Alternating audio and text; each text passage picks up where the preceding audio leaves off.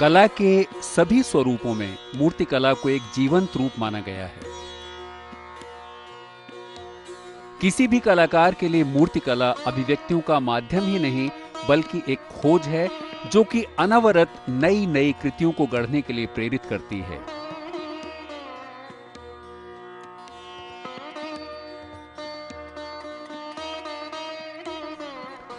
नई नई कृतियों का एक ऐसा ही विहंगम दृश्य देखने को मिला नई दिल्ली की ललित कला एकेडमी में आयोजित एल्सवेयर प्रदर्शनी में।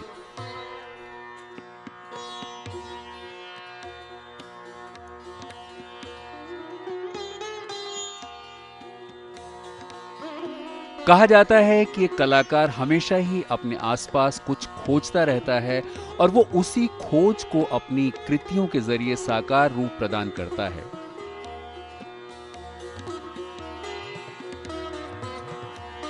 इस प्रदर्शनी में लगी मूर्ति शिल्पों में स्त्रियों की प्रधानता नजर आती है। चूंकि कलाकार एक स्त्री है तो वो स्त्री के मन, इच्छाओं और भावनाओं को भली भांति समझ सकती है।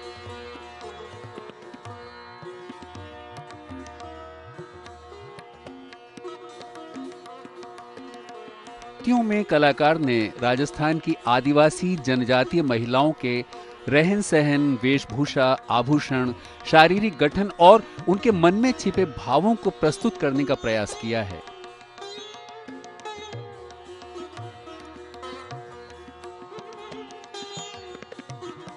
इस एग्जीबिशन में मैंने 16 स्कल्पचर्स रखे हैं जो सारे ही राजस्थानी बंजारा औरतों के ऊपर किए गए काम हैं।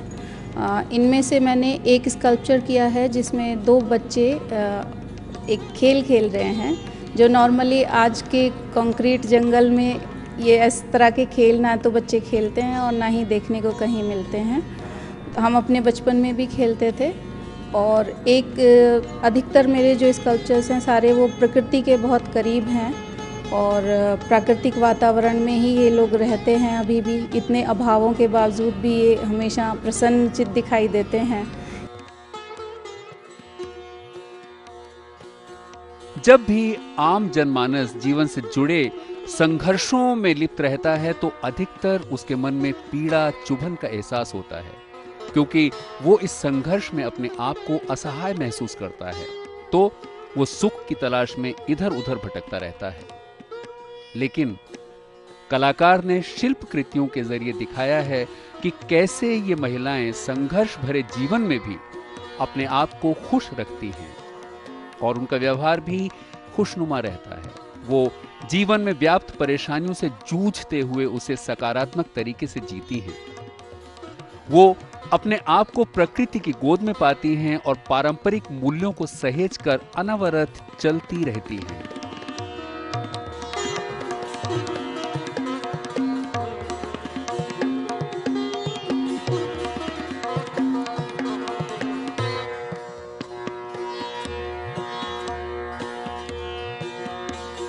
आज भी ये लोग परंपरा तथा संस्कृति का जीता जागता उदाहरण हैं।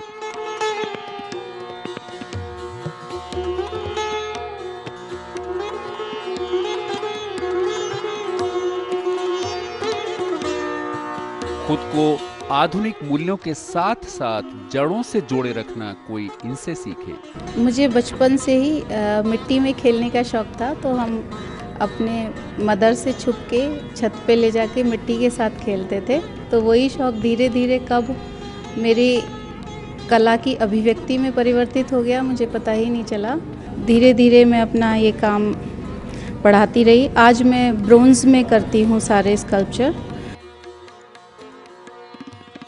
प्रकृति के बीच ये लोग हमेशा अपने आप को पल्लवित महसूस करते हैं और प्रकृति भी इनको अपनी गोद में सहेज कर रखती है। इनका ये तालमेल अद्भुत है। अगर इन शिल्प कृतियों की तकनीकी पक्ष की बात की जाए तो कलाकार ने अपने समग्र अनुभव को पीतल पर उकेरा है। पीतल पर बनी ये आकृतियां एथनिक लुक देती हैं जो कि पारंपरिक मूल्यों का बोध कराती हैं।